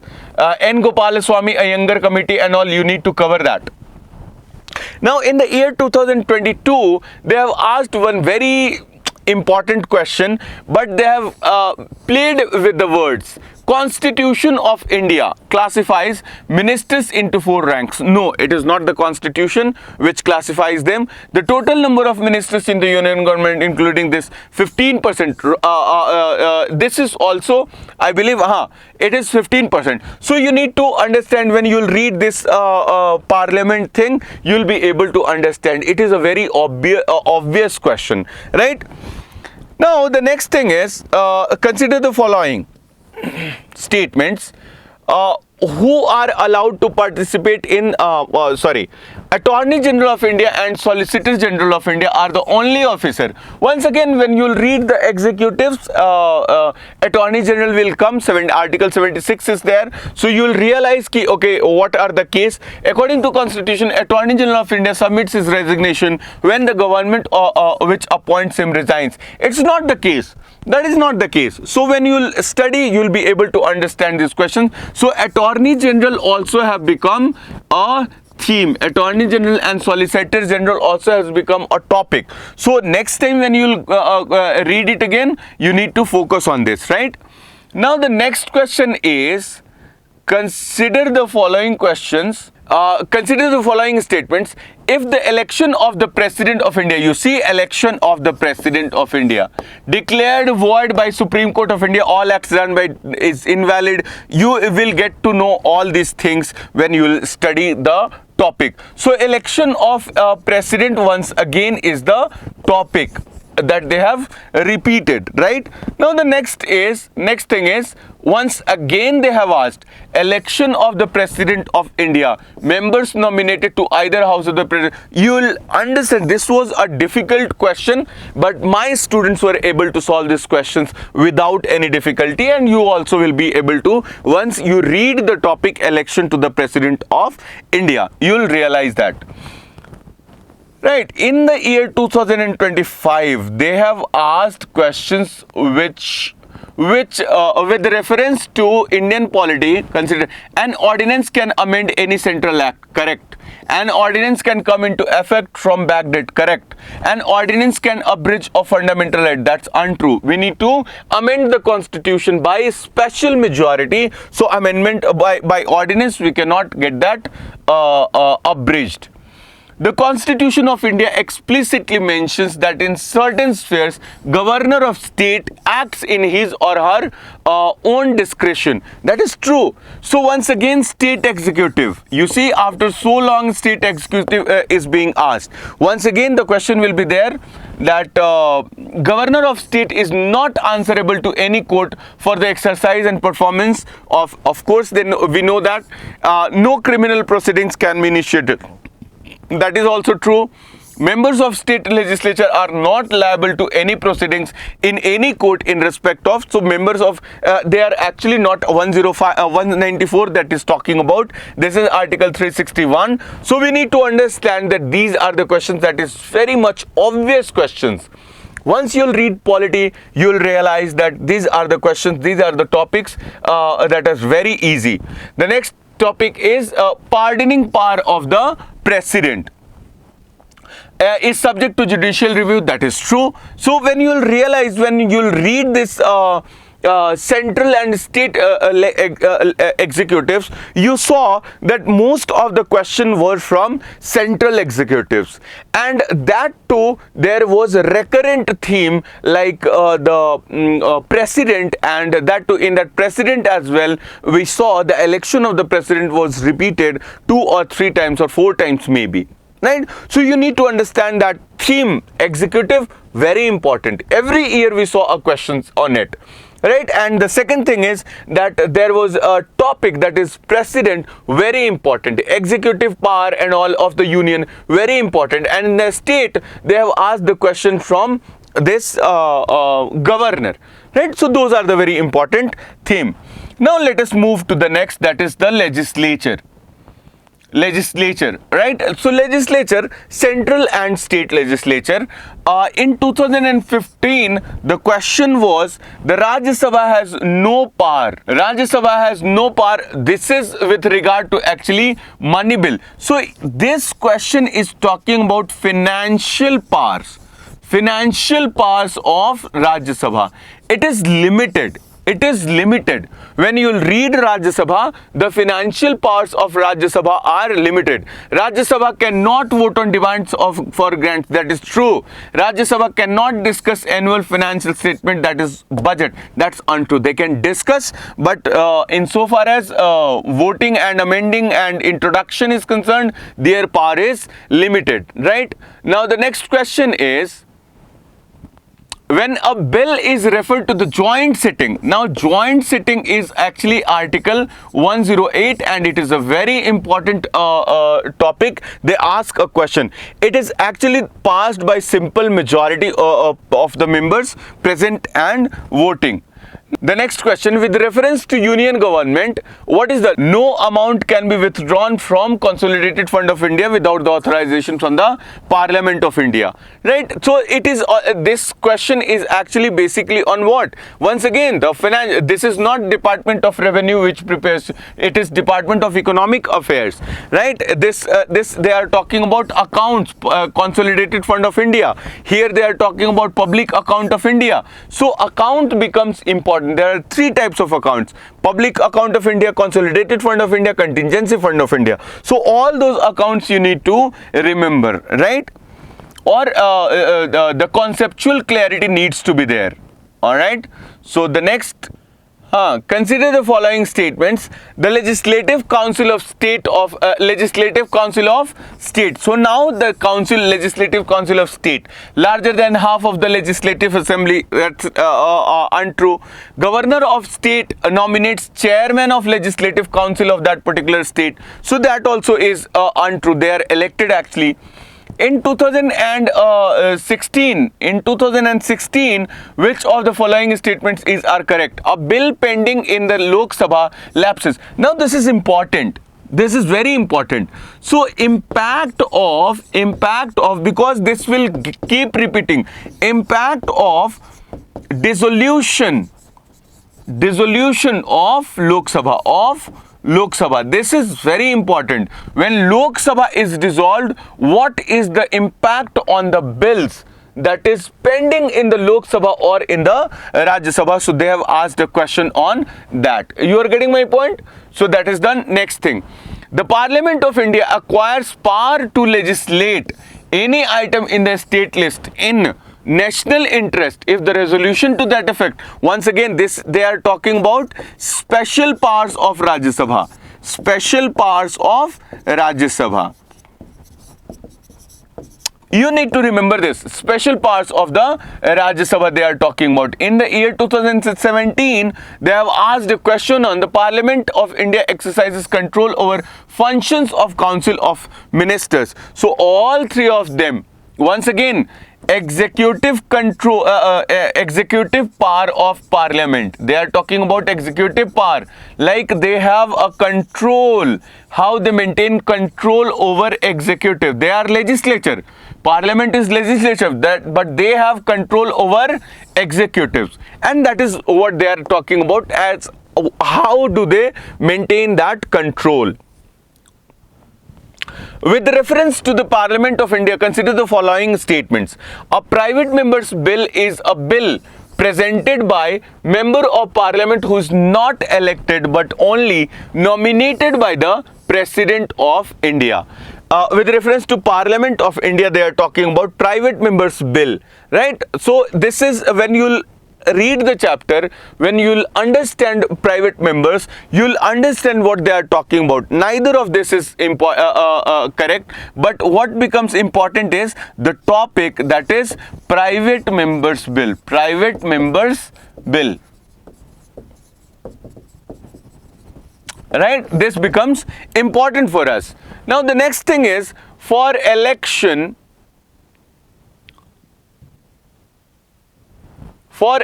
to the Lok Sabha, a nomination paper can be filed by any citizen of India whose name appears. What is this? This is basically qualification for MP, qualification for member of Lok Sabha, right, or member of Parliament. When you will study that, these things will be clarified. The next question is, consider the following statements. In the election of Lok Sabha or a state assembly, winning candidate must get how much? It's not 50%, right? So according to the provisions laid down in the constitution, in the Lok Sabha, the speaker's post goes to the majority party and the deputy speakers to the opposition. This is true, but the provision is not laid down in the constitution of India, and because of which it becomes an incorrect option, right? In 2018, the questions that they have asked is, in the first Lok Sabha, a single largest party in the opposition was Swatantra Party. We do not know. In the Lok Sabha, leader of opposition was recognized for the first time in 1969. Now, those whoever is preparing will know that a leader of opposition was recognized in 1969. In the Lok Sabha, if a party does not have minimum 75 members, its leader cannot be recognized as the leader of opposition. After Rahul Gandhi case, everyone knows that it is not 75, it was just 55. right? Just 55, which they did not have. Only 45 seats they had. So we can remove this. The third is incorrect. You incorrect this third, these three will be gone.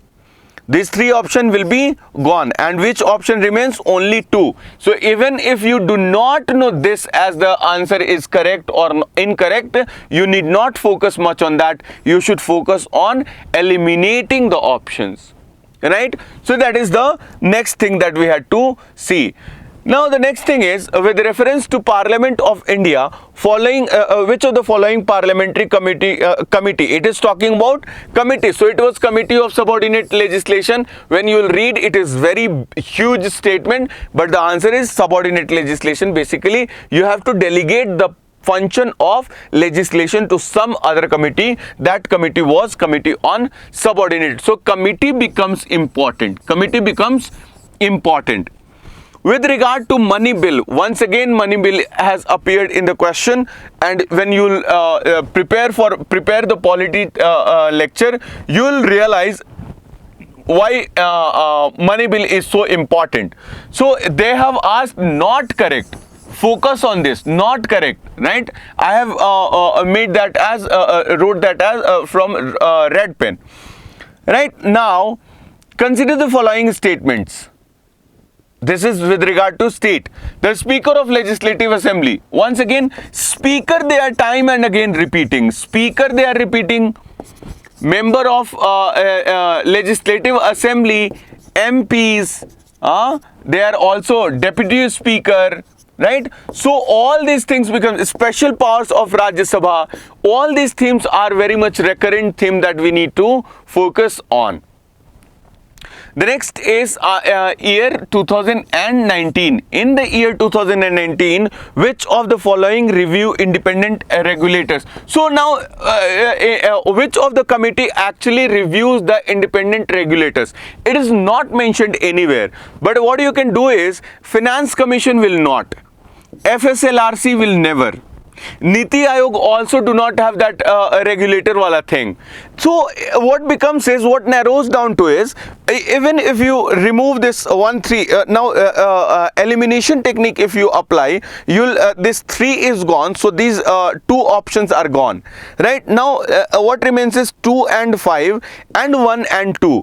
So 5 is Niti Aayog, and there is ad hoc committee set up by the parliament. So this is more appropriate for you to choose. So you can go by elimination method with to solve that kind of a question.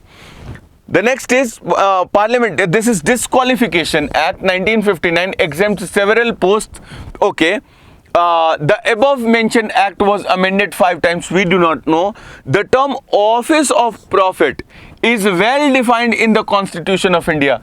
Trust me, it is not defined into the Constitution, and it is the most known fact in the for the students who prepare. Once that third option is eliminated, you eliminate this. This is also gone. This is also gone. What remains is only one option. So UPSC wanted you to get stuck here, or maybe you would not have come to this point only. So watching or seeing all the options is also very important, right? So you can eliminate and get these questions solved, right? Next question is, with reference to the Legislative Assembly of a state in India, consider the following statements. The governor makes a customary address to the members of the commencement of the first session. Yes. When a state legislature. So what is the thing? What is the topic that they are asking? So they are asking governors legislative power, like their role in the state legislative assembly. When a state legislature does not have rule on it follows the Lok Sabha rule on the matter. That's true, right? So state also becomes important, and so is the, and in that also there are theme we already have discussed for the so far. Now, President of India can summon a session of Parliament at such place as he or she thinks fit. Right? So that's also true. no minimum number of days that parliament is required. So precedent, once again, precedent plus with regard to what? The parliament. When you will read this topic, you will know that these are very obvious type of questions. Rajya Sabha has equal powers with special powers. We already have seen. Now it is talking about equal powers. So those who have studied, they know amending of the constitution, they have got equal. In matter of creating all India services, Rajya Sabha has a special power. Removal of government, Lok Sabha. Making cut motions, Lok Sabha. So this is not the case. This question will be repeated in a different form. Exclusive powers of the Lok Sabha. It will be repeated in 2022. What are the exclusive? There is exclusive power of the Lok Sabha, exclusive power of the Rajya Sabha, or there is both have equal powers. That also is there in the topic of the parliament, right? So now next is, along with the budget, finance minister places other documents. That also is true. There is list of documents, and among which is FRBM Act 2003. So this also they need to present along with budget. Very direct question, very easy question. Consider the following statements. According to the Constitution of India, a person who is eligible to vote can be made a minister. Now there is trick in this. There is trick in this. Eligible to vote can be made minister, right, of state for 6 months, even if she is not a member of state. Eligible तो आप 21 पे ही हो जाते हो, but to vote, but you can become member. You can become member only when you are able to. You have crossed the age 25. You have crossed the age 25, then only you can become the minister, right? Next is, consider the following. In India, there is no law restricting candidates. In India, there is no restricting the candidates, no law restricting the candidates from contesting in one Lok Sabha from 3 constituencies. Once again, this question also is like that only. When you will eliminate, you will be able to solve this question. Like it is saying that this question was anyways dropped by UPSC. When you will see, as per the existing rules, if a candidate contests one election, Lok Sabha election from many constituencies, his or her party should bear the cost of by-elections. That is untrue. It is the election commission which takes care of the cost. So 3, when you will eliminate, the 2 options are eliminated. The next 1 and 2, and then that will be easy for you to at least even hit the tukka. Right, this was dropped by UPSC anyways. We adopted parliamentary democracy based on British model, but how does our model differ from that? So that comparison wala thing that I talked in the beginning, that is also there. In the year 2022, they had asked a question, that is exclusive powers of the Lok Sabha. So the topic is important. Exclusive power of the Lok Sabha, they had asked a question from. Now they are asking this deputy speaker of the Lok Sabha. It was very much in news because opposition was asking for the election of the deputy speaker, but the central government was not interested into that election, and because of that, the question on the deputy speaker has appeared. So integration of current affairs with your preparation becomes very important. So in the year 2023, they asked once again finance bill and money bill and comparison. In that, when you will read the chapter on parliament, you will realize that this is very important and very easy question. If you have not studied this chapter or this topic, you might find it a bit difficult, but trust me, it's not. Committee on subordinate legislation was there. Now this ethics committee, and this was once again in news because of the MPs complaining against each other and taking the matter to the ethics committee, and that's because of which this question was there in the examination hall, right? So the next thing is, which of the following once again is correct or are correct in respect of the money bill in parliament, right? So in respect of money bill, you need to understand that they have asked this question. So this is also a very easy question. The only thing you would have confused with is article 109. So that is a basic 1110 is related to the money bill, and in fact this also mentions special procedure in respect of money bill. So people usually study money bill under article 110, and they go into the examinations hall and they must have suffered in this question. Otherwise this is a easy question. With reference to union budget, Union Finance Minister on behalf of Prime Minister lays annual financial statement. Now you know it is not the Prime Minister, it is rather the President, so that is the wrong. So this is once again financial power of Parliament they are talking about, right? Budget they are talking, demands of for grants they are talking about. At union level, no demand for grant can be made except on the recommendation of the President of India. So they are talking about financial powers of the Parliament. So we'll see all these powers in the Parliament that is there mentioned, right? Now, insofar as the next question is concerned, with reference to the Indian Parliament, now insofar as next question is concerned, with reference to the Indian Parliament, consider the following statements. A bill pending in Lok Sabha lapses. Once again, impact of dissolution of Lok Sabha. This is what they are asking this question on, right? And the next question is with reference to the Speaker of the Lok Sabha. The question is hidden somewhere, but the topic is, the theme is repeated, that is Speaker of the Lok Sabha. Right, so this becomes important. Speaker, this chapter, you see how many questions they have asked in this chapter only.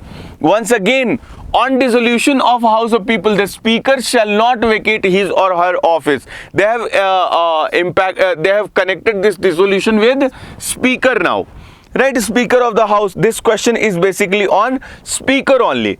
So Speaker of the Lok Sabha becomes important. Speaker of the State Legislative Assembly becomes important.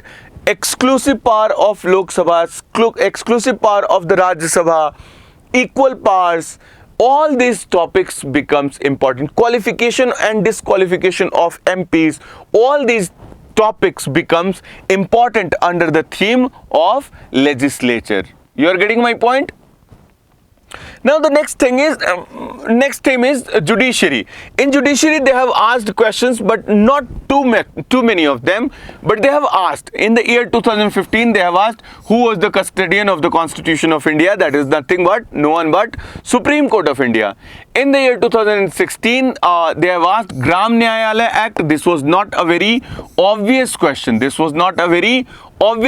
And yet they have asked it. Gram Nyayalaya Act becomes important for us. Gram Nyayalaya Act becomes important for us, right? In 2017, they have asked a question, judicial review. You see, once again they have asked judicial review, and they have asked how do you define it? What does it imply? When you will read, you will know that what it is. But it's important to understand that judicial review is very important theme for them. Now they have asked a question on Article 142. This gives special powers to the Supreme Court to ensure complete justice. Right? So we all need to understand this. This is not constrained in the exercise of its powers by laws made by the Parliament. Now the next thing is, consider the following statements. The motion to impeach a judge. Once again, impeachment of the judge is the question. Impeachment of judge. This is an important topic that they keep asking you questions from. Impeachment, and this time removal of judge was going on. The controversy of that judge was going on. So we need to read this topic more with keen interest. The motion to impeach a judge in the Supreme Court of India cannot be rejected by the Speaker of the Lok Sabha as per Judges Inquiry Act. So all the details of that procedure is mentioned here. You need to be very conceptually clear in order to solve the question. Now, the next thing is, with reference to the Constitution of India, consider the following statements. No High Court shall have jurisdiction to declare any central law to be constitutionally invalid. We know this is an incorrect statement. An amendment to the Constitution of India cannot be called into question by the Supreme Court. That is incorrect option. We know that, right? Judicial review is like allowed.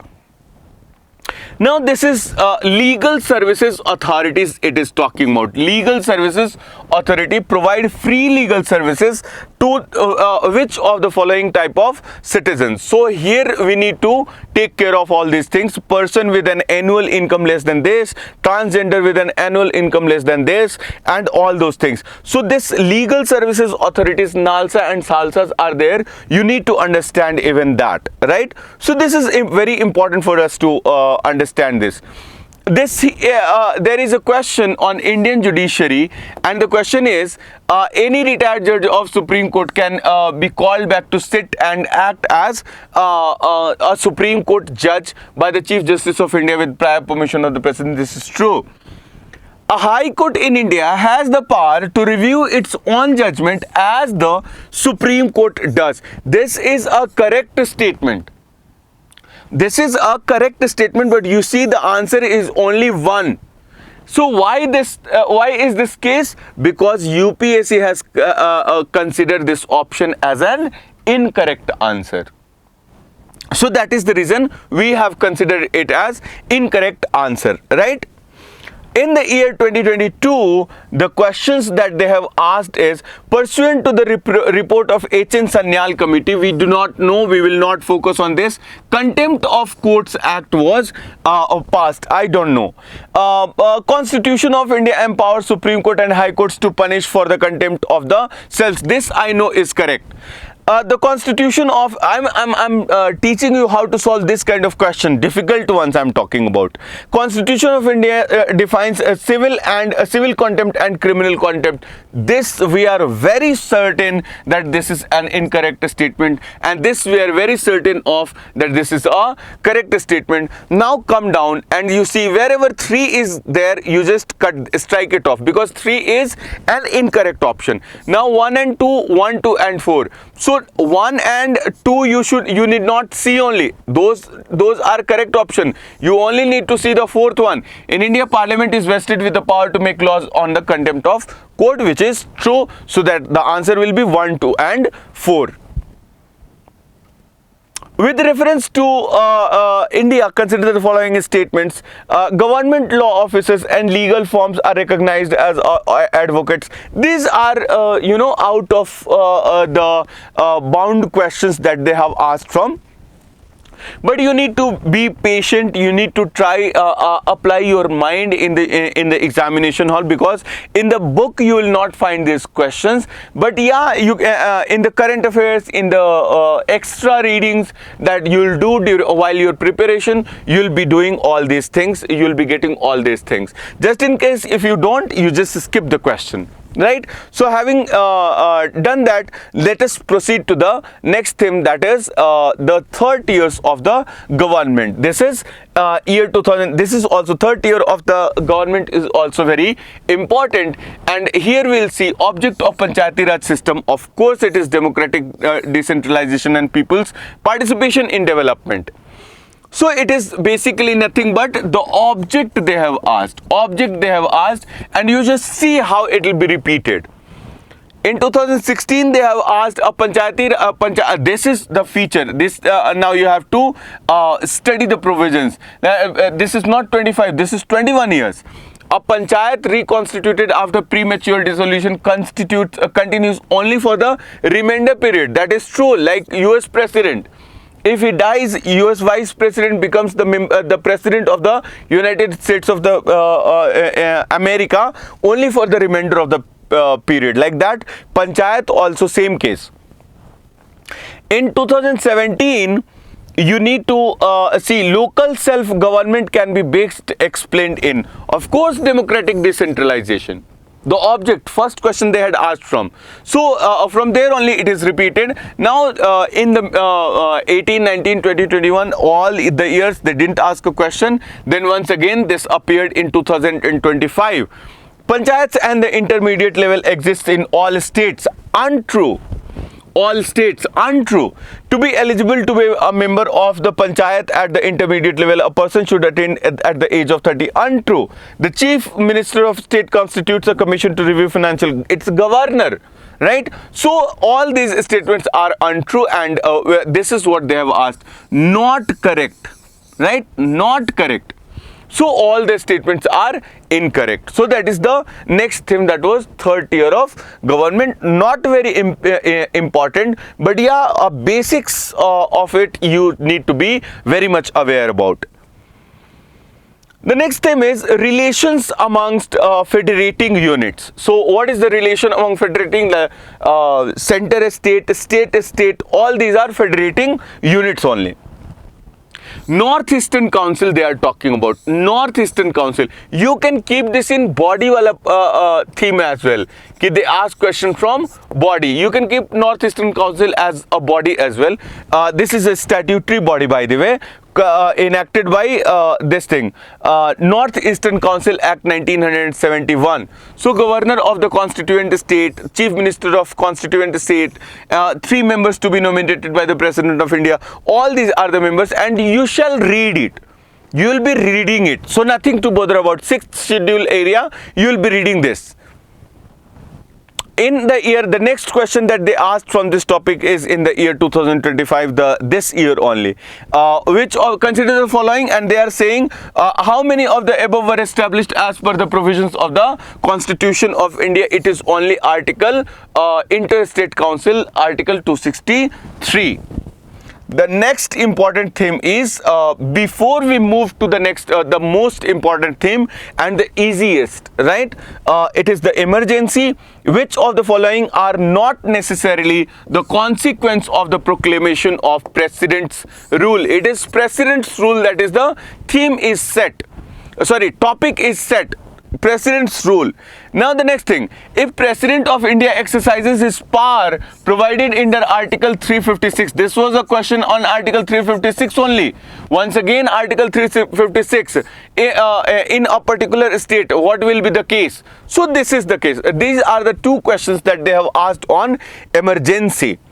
Now this is constitutional body, only Niti Aayog in 2015, because 2015 only Niti Aayog had replaced this planning commission. So nothing surprising. This was an obvious question. Consider the following statements. Election Commission of India is a 5-member body. Now Election Commission is what? A constitutional body.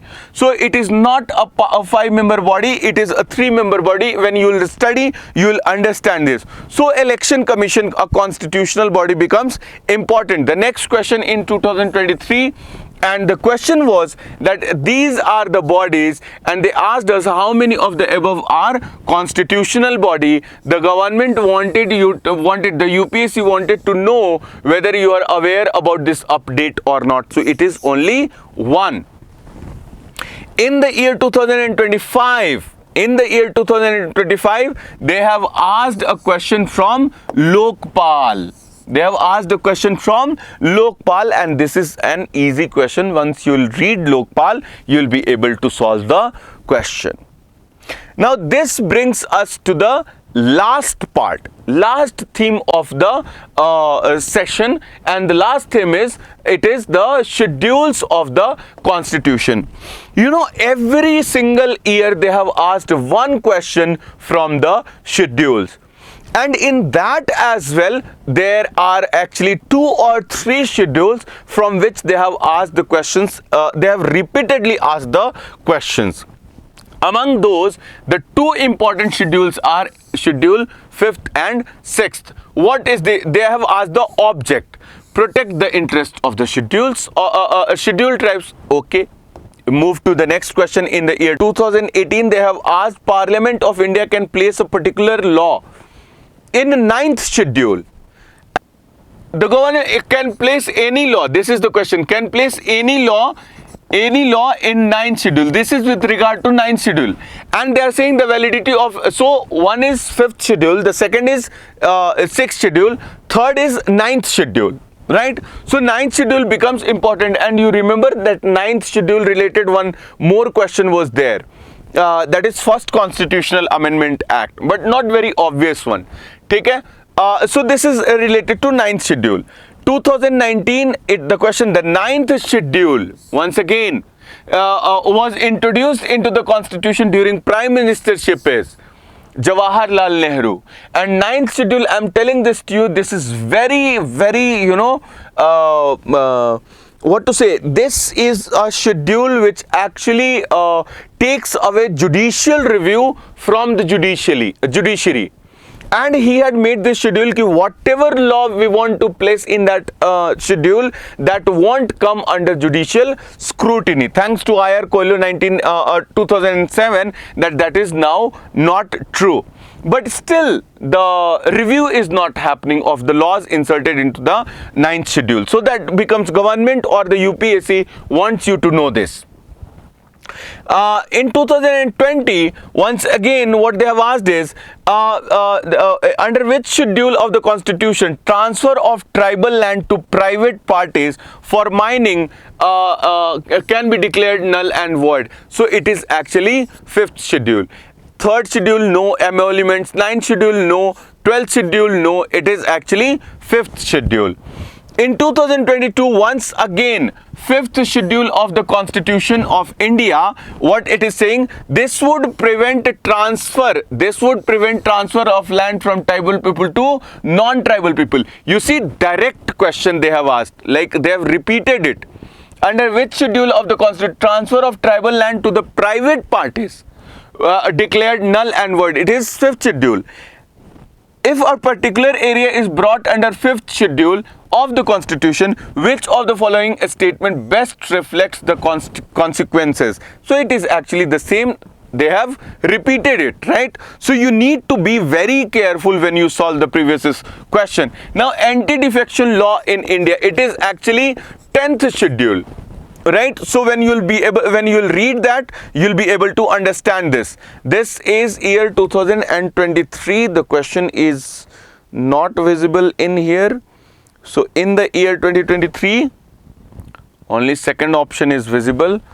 So this is related to scheduled areas only. Scheduled areas only. So this is with regard to 5th schedule only. So this question is also with regard to 5th schedule. Whatever question was not visible, I'll ask my content team to post a question when the video reaches there. So nothing to bother. Article in the year 2024, which of the following statements is correct as per constitution? This interstate quarantine is a union subject under the union list. This is not a state subject. So when a pandemic arises like the COVID, interstate quarantine, that lockdown of boundary can be done only by union, not by the state. So this must be in the current affairs. They have asked it only now. This is once again with regard to 8th schedule of the constitution. Constitution 71st Constitutional Amendment Act 1992 amends 8th schedule to the constitution to put all these 3 languages into the Constitution of India into the 8th Constitutional Amendment, and Mathili was added by 92nd Constitutional Amendment Act. Just a fact I have mentioned over there. So this was all about this topic. There are 2 more questions actually, and those questions are related to 10th schedule and 5th schedule, right? So 10th schedule, 5th schedule and the 9th schedule, all these schedules are there into the topic schedules. So schedules you have to remember like anything, and especially schedules, especially which one? 5th, 6th, 9th, 10th and anything else that was there? Yeah, this many schedules only. You need to remember it like anything. You need to know these schedules in and out, right? 9th and 10th, 5th and 6th. These only 4 schedules you need to know. Now, having said that, now that we saw where what we had started from, right? That themes are repeated and so are topics, and the questions as well are repeated. So now you should not get affected when people say that questions do not UPSC do not repeat questions. UPSC actually repeats questions. UPSC actually repeats topic. UPSC actually repeats themes. So you need to be very specific about that. Now, what we need to know is the sources. So, if I'll mention you the source that I want you to read, you'll be like non-serious. So, let me quote the sources first. What are the sources? So, you need to read D.D. Basu. You also need to read Subhash Kashyap. All 3 volumes are there, 3 books are there by Subhash Kashyap. Then you have to read 2 books by Granville Austin. There is also a book by Casey Weary. Right? There is book by PM Bakshi Sahab. That book also you need to study. PM Bakshi Sahab. And then you need to read a book by Spectrum. Actually, that also book is a good one. So Spectrum, and then you have to read Lakshmikant. After that, you have to once you have finished reading all these things, you need to read at least Constituent Assembly debates. And these many books you have to read. This, if I wouldn't have mentioned, you wouldn't have taken me seriously. But if any one of you find difficulty in studying all these things, please focus on one book. Only one book you have got to study, and that is none other than Lakshmikant. People might come and tell you that questions do not come from Lakshmikant. You just show all these questions. Go and find all these questions. You'll find it in Lakshmikant. So you just go and show them this question, right? These questions and the source. So this is the most important source for you all to study. If you want to crack this UPSC examination, if you want to get trapped into that Panchvarshiya Yojana or 5-year plan, so you can go and read ahead with all these books. Right? You can read all these books. These books will give you knowledge, wisdom, and it will also take your preparation to the next level, and also year wise, right? So if you won't be able to crack this examination in the first attempt, because polity is just like a pale dot in the UPSC civil services syllabus, right? Because you have GS1, GS2, GS3, GS4, and all has multiple subject in it. So you need to prepare only from these sources, or you can study from one single source, that is Lakshmikant. Of course, you have to integrate it with current affairs. So that will be all in this session.